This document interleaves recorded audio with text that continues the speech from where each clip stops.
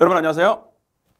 자, 2013학년도 10월 교육청 가형 29번이네요. 문제를 한번 풀어볼 텐데 이제 중복조합이 이제 좀 뭐랄까 이제 교육과정에서 뭔가 이제 좀 빈도가 높아지는 그런 과정에서 그 당시는 그래도 상당히 아이들이 이제 좀 까다롭게 느낄 만한, 물론 이제 그 보통 중복조합으로 해결되는 문제들 같은 경우는 이제 조합으로 해결되는 경우들도 상당수 있죠. 근데 정말로 여러분들 조합으로 했을 경우에는 중복조합이 얼마나 편한 방법인지를 여러분들이 이제 사실 알게 되기도 하고요. 물론 조합과 중복조합은 뗄래야 뗄 수 없는 관계인 것도 분명하고.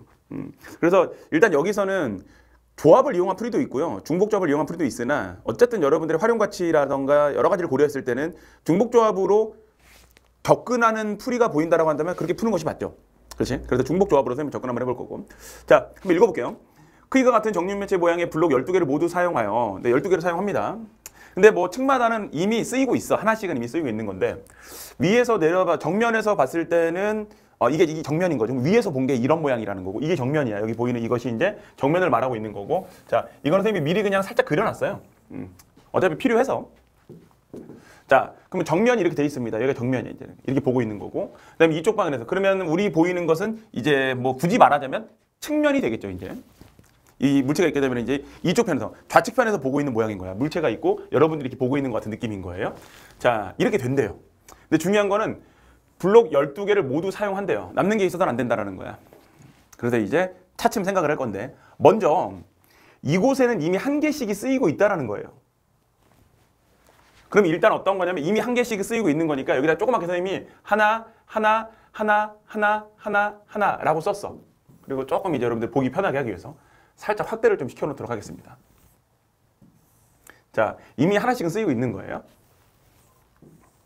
그럼 이제 우리는 이걸 가지고서 남은 6개를 가지고서 이제 어떻게 분산을 시킬 것이냐라는 생각을 해주는 거야. 근데 천천히 접근할 건데 먼저 이거예요.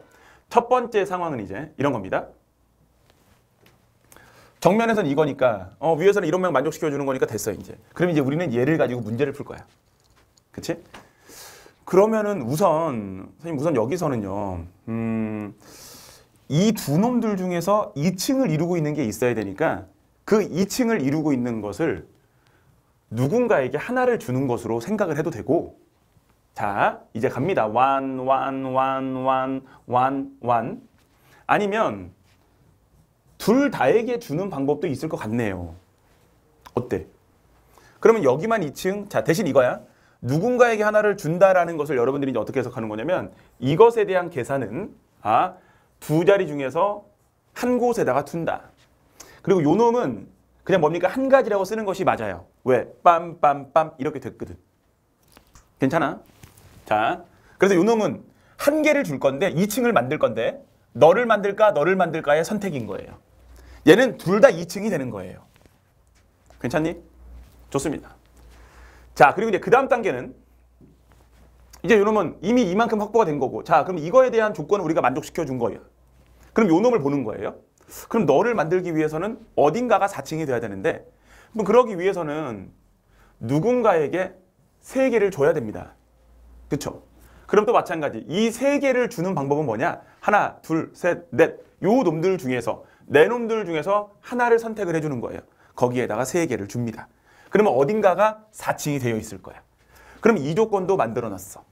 그런데 딱 이렇게 놓고 봤더니 1개 쓰여있고 3개 쓰였네? 남아있는 블록이 몇 개입니까? 이제 1개, 3개, 총 몇 개 남은 상태? 6개는 이미 1층을 만들어줬다 그래서 선생님이 생각을 하란 말이야.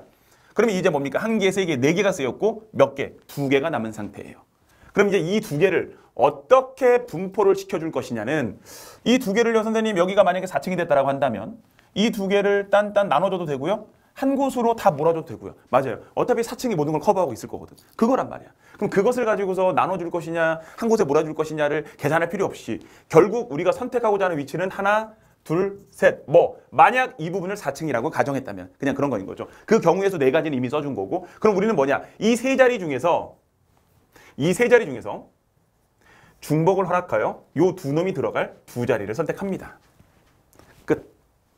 이렇게 중복조각 계산이 활용됩니다. 그럼 첫 번째 상황에 대해서 답은 어떻게 되는 거냐? 자, 일단은 앞쪽에다가 2층짜리를 하나 만들어줬고요. 그래서 두 개 중에서 어디에다 블럭을 하나 쌓을 것인지 결정했고, 그 다음 이제 이 뒤에 있는 4층짜리 블럭이 필요한 거죠. 그것을 만들기 위해서 4C를 해주었고요. 그 다음 무엇이냐? 남은 블럭 2개, 총 6개 중에서 4개를 사용한 거죠. 그 놈들을 가지고 뭘 해준다? 네, 이 세 자리 중에서 두 자리를 선택해준다. 그게 끝이야. 오케이? 그럼 세 자리 중에 뭐 4C라면 되겠네. 그냥 이렇게 4C, 4C1이 아니구나. 네. 4C. 그러면 마무리 지어보게 되면요. 뭐 4, 2, 8에다가 이놈은 얼마가 됩니까? 6이 되는 거죠. 그러면 48이 되는 건가? 네, 좋습니다. 자, 그냥 이게 뭐 첫 번째 상황 한번 같이 계산해봤고. 자, 이제 두 번째 케이스로 또 가지고 옵니다. 자, 그럼 너는 이제 두 번째입니다. 얘는 뭐야? 앞에다가 어떻게 했어? 그래. 2층을 그냥 2개 만든 거야. 근데 또 어차피 우리는 뭐가 필요합니까? 플러스 3이 또 있어야 해요. 그렇죠? 그럼 왜? 4층을 만들어줘야 되거든. 하나, 둘, 셋. 네 놈 중에서 한 개를 먼저 선택을 합니다. 그랬더니 하나, 둘, 다섯. 이미 블럭은 뭐야? 그래, 5개가 사용이 돼버렸어. 하나만 남았네? 그럼 우리가 할 것은 어떤 거? 요 하나, 둘, 세 자리 중에서 그냥 한 자리를 선택하면 된다. 물론 뭐 중복조각 기호 쓰셔도 되고요. 그냥. 그래서 요 값은 얼마가 되겠다? 그냥 가볍게 써버립시다. 바로 12가 되겠네요. 그럼 우리가 찾는 놈 케이스 1, 케이스 2. 그래서 48, 12.